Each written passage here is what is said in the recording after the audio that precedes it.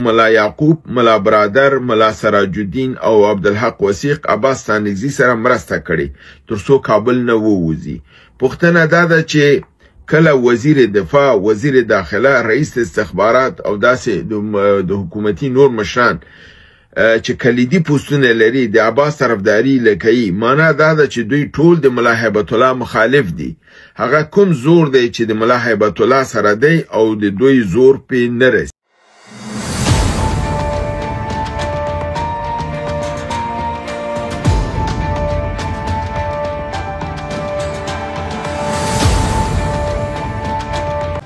هغه کسان چې د آیسای سره نو د هغې نه فاصله درلوده، هغه ټول یا ګوانټانامو ته شول، یا ونیول شول، یا تخفیف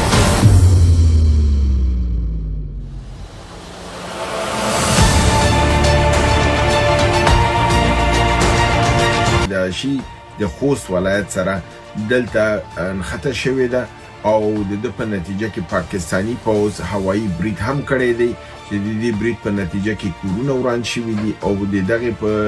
نتیجه کې 14 تنه شهیدان او 12 تنه زخمیان تر اوسه پورې راپور ورکړی.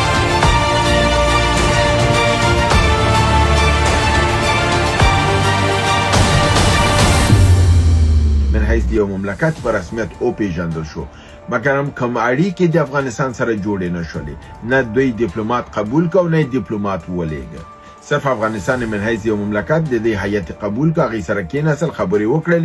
مګر هم کوم اقدام ونه شو ځکه امریکا په هغه وخت کې د آیسولیشن پالیسۍ تر هغې لاندې مخکې تلله.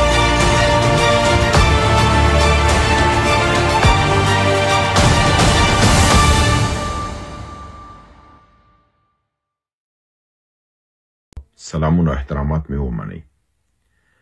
نن یو ځل بیا د سرو سنگرو او د مجاهدینو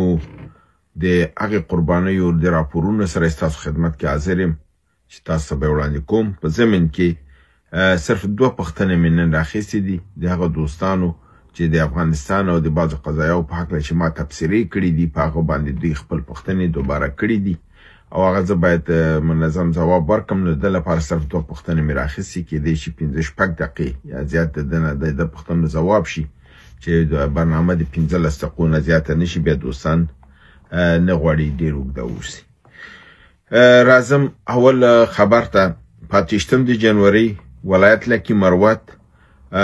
ماښام ته نږدې د تجوړي ولسوالۍ شادي خیلو په سیمه کې غونډي کلي کې د پاکستان پوځ پر موټر د ماین چاودنه وشوه چې 4 عسکر ووژل شول او 3 نورې شدید ژوبل کړای شول او موټر هم ویجاړ شو. 28 جنوري ولایت اورګزۍ غلجیو ولسوالۍ اړوند د اف سی په تورسمت مورچې پوسته باندې د دراسکوف حمله وشوله، یو عسکر پکې ووژل شو. او د ولایت شمالي وزیرستان ولسوالۍ میرعلي خسوخیل قلعه باندې مجاهدینو تعرضي عملیات انجام کړل چې جنگ تر اوسه روانو. دا کوم اخري خبر چې را رسېدلی تلفات او دی پکې راته نه ویلي، نو په همدې لپاره صرف هغه مختصر راپور ما راواخیستو او شریک مې کړ. 28 جنوري غرمې مهال د بنو ولایت ډومیل سپین تنګي سیمه کې د پولیسو پر پوستې د لیزر ټوپک په ذریعه حمله وشوله چې په هغې کې د دوی هغه امنیتي کمرې نښه شولې او د منځه یوړل شولې. 9 جنوري نن ورځ لکي مروت ولایت د لکي مروت ولسوالۍ اړوند سیمه کې پوځ پر طالبانو باندې چاپه ووهله. مجاهدینو ځوابي کاروایي شروع کړله او برید یې ناکام کړ او ځاني مالي تاوان نه دی رسېدلی، خو یې دوی تر څنګ د دښمن ته تاوان هم ورسېده، کسان وژل شوي دي او د دوی یو ډرون تیاره هم راپرځول شوې ده او راغورځول شوې ده. په 9 جنوري ولایت خیبر نن سهار یعنی د باړې په ولسوالۍ کې تیرا میدان سیمه کې د دراسکوف په برید کې یو عسکر ووژل شو.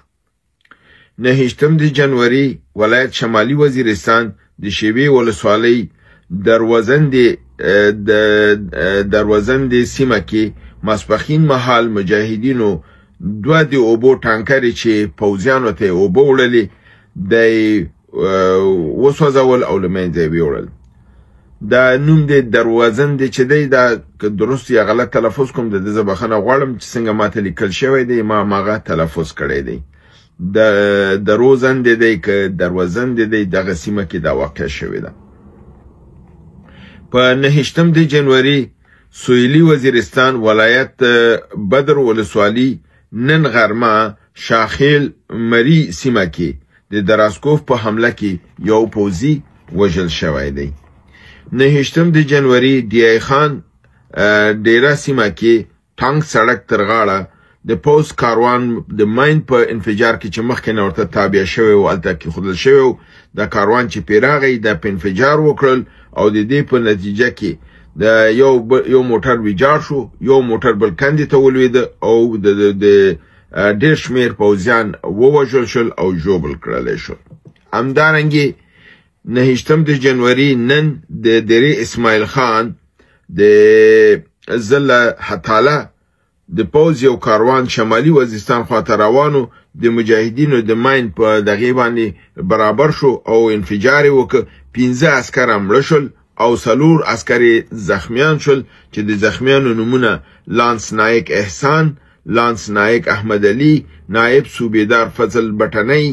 لانس نایک عارف توری او لانس نایک سلمان یوسفزی شامل دي چې دا ټپیان شوي دي او نور مړه وو. یعنی 15 تنه نور مړه شوي دي ځکه چې یو موټر کندې ته ولیدلی دی، یو موټر بالکل ویجاړ شوی دی. دا د نن ورځې د ګرم میدان نه د جنګونو خبرونه چې ما تاسو سره شریک کړل. 2 پښتنې مې راخیستې دي. یو ورور په نامه د روخان منګل د پرامن کرکټ غونډې د ګروپ نه چې هلته یو ګروپ دی لري او د هلته دا پوښتنه دې ما ته راجع کړې وه. زه دوستانو ته دومره یم چې زه معمولا په ګروپونو کې زه دوستانو شامل کړی یم، خو زه هېڅکله ګروپونو کې د پوښتنو ځواب نه وایم. ښه یا بد ویل کېږي د هغه ځواب نه وایم. که څوک ما ته ښه ووایي یا راته بد وایي یا ښه پوښتنه وکړي یا خرابه پوښتنه وکړي، که چپګرا خلک ډله کې، که رازګرای، که منځګړي، زه د هیڅ کس طرف نه نیسم، د هیڅ چا ښه او بد ته ځواب نه وایم ځکه زما سره دغومره وخت نه چې زه هغې ته بیا ادامه ورکړم. که تاسو یوه جمله ولیکله د هغې ځواب بیا نو د هغې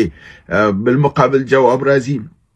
او بالمقابل جواب کې تاسو ځواب ورکړه، دریم کس پکې را داخلېږي نو قضیه ډېره اوږدېږي. د ده بابت نه دوستانو نه زه معذرت غواړم. پوښتنه بالکل دی وکړي، زه پوښتنه را اخلم، بیا زه په ده رنګې په میډیا کې یا ځوابوم یا په خصوصي توګه هغه ورونو دوستانو ته زنګ وهم او ځواب ورته ورکوم تر څو د هغې قناعت هم ترلاسه کړم او جنجال مسلې نه هم دا وساتم. اګر چې د ګروپونو کې خلک اوزګار ناست دي همدغې ته چې بس جنجال او د ټوله ورځ په هماغې کې سرګرمي، چون زمونږ مصروفیتونه ډېر زیات دي. برنامې دي تلویزیوني هغې دپاره تیاری دی، د هغوی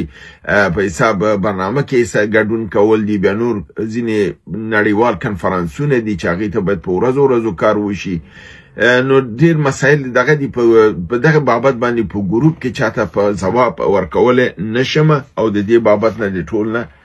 خپل بخښنه غواړم. نو د دې ورور پوښتنه ما ځان سره راواخیستله. دی لیکي چې تاسو وایي چې ملا یعقوب، ملا برادر، ملا سراج الدین او عبدالحق وثیق عباس ستانکزي سره مرسته کړې تر څو کابل نه ووځي. پوښتنه دا ده چې کله وزیر دفاع، وزیر داخله، رئیس استخبارات او داسې د حکومتي نور مشران چې کلیدي پوستونه لري د عباس طرفداري کوي، معنا دا ده چې دوی ټول د ملا هیبت الله مخالف دي. هغه کوم زور دی چې د ملا هیبت الله سره دی او د دوی زور پې نه رسیږي. ډېره ښه پوښتنه ده. ما د دې پوښتنې وضاحتونه په بارها په ډېرو برنامو کې کړي، خو دوستان تاسو معلومه ده برنامې نه ګوري نو ځکه دا پوښتنه بار راجع کېږي. اول خو د دې په ځواب کې چې دا ما ویلي ما ته دا معلومات 2 نوع راکړل شوي وو چې یو کې ویل شوي چې د عباس ستانکزی مخکې له دې نه چې فرمان صادر شي دی باید ونیول شي یا دغه شي نظربند شي هغه وته و. او دویم دا و چې ویل کېدل چې دته کله میدان ته راغی نو هغوی تماس ونیوه د وثیق سره وثیق خپل دا کار ونه ک مشران سره مشرانو په د باندې دا کار دغه وک چې چیرته موږ خپل د کابینې یو غړی چې موین چې د وزو د کابینې ته کابینې غړی نیسو او هغه زموږ ویان پاتې شوی دا بیا اسلامي نظام ته ډیره زیاته لکه او بدنامي راولي نو خبردای چې په خپل چپ دا به اسلامي نظام په ګټي چې د یک فرزندي او بل معمولا ستانګزیسه په کابل کې نه د معمولا 2 میاشتې 3 میاشتې بهر تیرې یو هفته لپاره کابل ته راځي نو د طبق معمول دا وته اگر چې اوس مونږ تاسو وکړه ځینې خبرونه دام راغل چې د خپل د ستانګزیسه د خلینه د یو بیان راغی چې هغه افغانستان نه وته دی افغانستان نه دی وته او د مشر سره کوم ستونزه نه لري او دغه د گرفتاری کوم احکام نه دی راغلي نو داسې خبرونه راغلي دي او ما غشي تاسو وړاندې کړی دی چې ما ته ویل شوی دی ما په خپل د ځان نه کوم څه نه دی اضافه کړی چې ما ویلي ملا یعقوب دا کړی دی هغه ما ته داسې چې هغه نه خبر را کړ شو او د موثقو منابعونو را کړ شو او د مربوطه منابعونو را کړ شو نو په هغه اساس باندې ما دا شریک زه د ځان کوم خبره پکې ما نه دی اضافه کړی خو دې دا ویلي دي چې چیرته د حکومت د ټول وګړي داسې قوي وګړي په د ملا هیبت الله مخالفي نو بیا کم زور دی چې ملا هیبت الله د دوی باندې زور پې نه رسیږي په دې هکله ما تاسو بار دا ویلي چې اسلامي امارت کې 98% هغه وګړي دي چې د بعضې کړنو مخالف دي په هغې کې د همدغې مشرانو نومونه ما بار اخیستي چې دا د اسلامي امارت د دغې بعضې کړنو چې تعلیم بندي قانون اساسي دیني د نظام لمن د تنګ شي خلکو ته د رجوع نه کیږي د خلکو په د مخالف دي او دا کوم غلطه خبر نه ده او دروغ خبر ده تاسو اوریدلی دي چې ملا یعقوب په دې حق خبرې کړې دي سراج الدین حقانی خبرې کړې دي ملا عبدالسلام حنفی خبرې کړې دي په دې حق باندې عباس تانکزی خبرې کړې دي معذرت غواړم نو په دې حق د ټولو خبرې او موقف واضح معلوم دی په دې لپاره د مګم هغه ټکی چې ولې دوی دغه مقابل کې نو درېږي دوه ډېر قوي ټکي دي یو دا دی چې دوی نه غواړي بیعت مات کړي دوی غواړي چې اصلاح راشي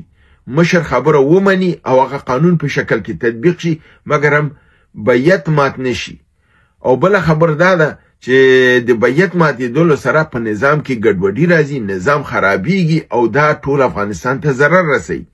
د همدې لپاره دوی احتیاط کوي سره دې چې په مسایلو کې اختلاف لري مګر د اختلاف باوجود د مشر په مقابل کې نه ودرېږي بیعت نه ماتي چې نظام مات نشي ځکه دښمنان همدې ته منتظر دي چې په نظام کې دا راشي که بدلون راځي چې د کوم بدلون خبره زه کوم یا دوستانې کوي هغه دا ده چې بدلون به په مصالحت آمیزه توګه راځي په خونریزي په جګړه به نه راځي او د خپل په منځ کې به دوی یو بل مقابل کې داسې نه ودرېږي بلکې همدغه نظام کې به تغییرات راځي او دوی به کې دویمه مهمه خبره دا ده چې ولې د دوی زور نه رسیږي هغه دا دی چې د قندهار کې چې کومه ډله ناسته ده د هغې امنیتي ځواک چې کوم یو جوړ کړی دی لکه صدام چې ریپبلیکن ګارډ درلوده یا د خلقانو پرچمیانو په وخت کې یو ریپبلیکن ګارډ و یعنی د خلکو د سکیورټي دغه خاص د ریاست جمهوریت چې هغه نه د وزارت دفاع سره دغه او نه وزارت خارجي دغه سره داخلي سره او یو ځانته سپیشل یونټي چې مستقیما د ریاست جمهوریت تر احکام لاندې کار کوي او ډیرو ممالکو کې د شتات امریکا کې ریپبلیکن ګارډ شته دی په ایران کې ریپبلیکن ګارډ شته یا پاسداران سپاه خاص دی چې د روحاني لپاره کار کوي وزارت دفاع وزارت داخله په زور نه رسیږي هغه دغه سیمن صاحب جنرال ډله دا ټول د هغه مقام دغه نو دیم داسې یو ګروپ جوړ کړی دی په قندهار کې هغه نظامیان د هغې امنیت لري هغې کې وزارت داخله وزارت دفاع مداخله نه لري او دوی هم نه غواړي چې فرضاً د کابل نه په قندهار باندې قوا لاړه شي او یو بل لشکرکشي وشي د ده لپاره داسې ښکاري چې هغې برتره دي دوی ضعیفه دي د دوی یو د بیعت مسله ده او بل دا دی چې دوی نه غواړي نفاق او دغه راشي بل د غواړي چې په قندهار باندې لښکرکشي وشي نو دا ټول هغه مسایل دي چې د وطن دغه ثبات لپاره او د دغه قیمت دا ادا کیږي چې دغه جنگ یا دغه مبارزه چې دا روانه ده تر څو دغه اصلاح راشي او یا دا چې یا په طبیعي مرګ باندې هغه انسان مړ شي چې څوک دغه کار کړی دی او یا دا چې په نظام کې یو داسې یو بدلون راشي چې فشار چاغي کناره کشي او دلته نظام د لاس کې واخلي ځکه چې بیرونی قوتونه هم دا نه غواړي چې په افغانستان کې د بیرون لاس راشي او دا بدلون راشي نو دغه احساسو د پښتنې جواب او هیله ده چې تاسو خپل جواب اخیستی وي دویمه پښتنه د یو ورور په نامه د ډاکټر ابو حامد چې د پخوام پښتنې کولې او مې جوابونه ورکول د یو پښتنه بیا دا کړی ده چې آیا د پاکستان په ضد د افغانستان د حاکم او واکمنانو ترمنځ اجماع موجوده ده که حالات ډېر ترنګړي شي پاکستان د افغانستان په خاوره حمله وکړي څوک به د افغانستان د منافعو لپاره قرباني ورکړي او څوک به د پاکستان همکار وي د کې دا څلور جزء دي د پښتنه کې زبا د یو ته په جواب ورکم چې د هم د موږ د ډاکټر صاحب ورور اطمینان حاصل شي او هم د دوستانو او هم باعث قناعت وګرځيږي دا چې حاکم او واکمنو کې اجماع موجوده ده څنګه چې ما د مخکنی ز پښتنې په جواب کې ویل او دا مې بار خپل په صحبتونو کې ویلي دي چې د اجماع کامله د 98% دا چې روغ افغانستان د هیڅ د غلام نه وسی او د یو نظام چې د خلکو په خدمت کې دا اجماع بالکل موجوده ده او د پاکستان په مقابل کې دا اجماع قوي ده هغه ډله چې نظام یرغمال کړی دی او د قندار ډله ورته ویل کیږي هغه دا چې د پاکستان د آیسای او لږ افراد د ایران د استخباراتو سره اړیکې لري او نظام فعلا د هغوی په لاس کې دی هغه به حساب داسې یو قدرت نه دی چې هغه ټول دغه ځکه چې کوم یو څوک چې پاکستان خلاف دی که چېرته د هغې ډلې نه څوک د پاکستان طرفداري وکړي خو ښکاره بیا نو د هغې چیرې افشا کېږي او هغې دا نه غواړي چیرې افشا شي نو د ده لپاره کار لګیا دی کوي پاکستان دپاره مګر په پټه چیرې کوي ښکاره نه کوي او څوک چې د افغانستان غواړي لوی افغانستان غواړي د پاکستان نه هغه خو وطن دوستان دي وطن پرستان هغې علني راځي پاکستان ټکوي نو د ده لپاره څوک مخنیوی په نشي کولای اگر چې خفیه لاسونه موجود دي بعض افراد چې گرفتار شوي دي هغوی چې موږ ته قصې کړي هغې وایي چې موږ چې ویوړو موږ ته ویلې چې پاکستان خلاف مه غږېږه د پاکستان سره دا مه کوه یعنې هغه څوک چې لاسپوڅي دي هغې دا کار کوي مګر علني په دفاع د پاکستان نشي راتللی بله دوی دا ویلي چې پاکستان که د افغانستان په خاوره حمله وکړي اول خو فعلا پاکستان کوشش کوي دا حمله ونه کړي که چیرته پاکستان دا حمله وکړي دا زموږ په ګټه دی ځکه چې په دې کې دوه لویې ګټې دي یو خو دا دی چې موږ مخامخ جنگ د قوا او زور دا نه لرو چې په جبههي جنگ د پاکستان سره وکړو فلهذا پاکستان د چریکي جنگ ته چې راننوځي په چریکي جنگ کې دوی بایلي د امریکا کوشش هم همدا دی چې پاکستان پر افغانستان یرغل وکړي کوم ځای ونیسي او د افغانانو په دام کې ولویږي چې کله ولویده نو دغه چریکي عملیات په پاکستان ډیر وځپي او پاکستان به بالکل د قوا ډیره تضعیفه شي یو هدف دا دی چې د غربي نړۍ هدف هم دی او زمونږ هم داسې یو دغه غواړو چې پاکستان د وهلو لپاره دغه اشتباه پاکستان وکړي د ده به ډېر غټ قیمت ادا کړي بله خبره دا ده چې کله پاکستان حمله وکړي تاسو دا ضمني دا کړی چې څوک به د افغانستان منافعو لپاره قرباني ورکړي او څوک به د پاکستان سره ودرېږي د افغانستان د منافعو لپاره خو ټول ملت د افغانستان قرباني ورکړې ده بار بیا یې ورکوي د امریکې مقابل کې جنګېدلي د روس مقابل کې د انګریز او د هر اجنبي مقابل کې او د پاکستان مقابل کې جنګېږي دکې هېڅ شک نشته چې افغان ملت به د قرباني ورکوي او دا جنگ به کېږي خو هغه څوک چې طرفدار د پاکستان دي هغې علني نشي راتلی د پاکستان په دفاع کې نو د هغې دلته د په حساب تضعیفه کیږي بل هغه څوک چې د پاکستان لاسپوڅي دي هغې بیا نور بقا نشي کولی چې ملت په مقابل د پاکستان راوچت شي او پاکستان په موږ یرغل وکړي نو هغه کسان چې پاکستان طرفداران دي د هغې چیرې افشا کیږي ملت د هغې په مقابل کې سیده ودرېږي او په هغې کې دوی خپله نیست و نابود کیږي هغې بله لاره نه لري چې هغه کسان چې د پاکستان کسان هم دي په دغه جنګ کې چې هغې په افغانستان باندې حمله وکړي دوی مجبور دي خپل د ملت سره ودرېږي او کله چې دوی د ملت سره ودرېږي خلاصه دا ښکاره خبر ده چې د پاکستان لاس تضعیفه کیږي د پاکستان لپاره لوبه نشي کولی او پاکستان چې لاس لړ شي افغانستان به خودمختاره او په خپو ودرېږي یعنې داسې یو جنګ چې پاکستان په افغانستان راننوځي دا د افغانستان په ګټه دی چې دغه 98% به یو قوت ودرېږي او دغه 10% دی د چیرې به افشا کیږي یا به تښتي او یا دا دی چې ملت سره به یوځای کیږي کله چې ملت سره یوځای شي 100% به ټول یو موټی شي یو افغانستان به شي د پاکستان غلامۍ نه به ووځي او هغسې حکومت حکومت به جوړ شي چې وش کولای د افغانستان د ملت د غوښتنو ته مثبت ځواب وي او هغه د هغه تعلیم او قانون او نظام نوعیت او د خزو او د نجونو حقونه دا ټول د لوی جرګه دا ټول هغه مسایل دي چې ملت غواړي او دا به ان شاء الله کیږي. هیله ده چې برنامه وګورئ، خوښه کې او دوستانو سره شریکې. تر بل برنامه تاسو په لوی رب العزت سپارم. ما علینا الا البلاغ.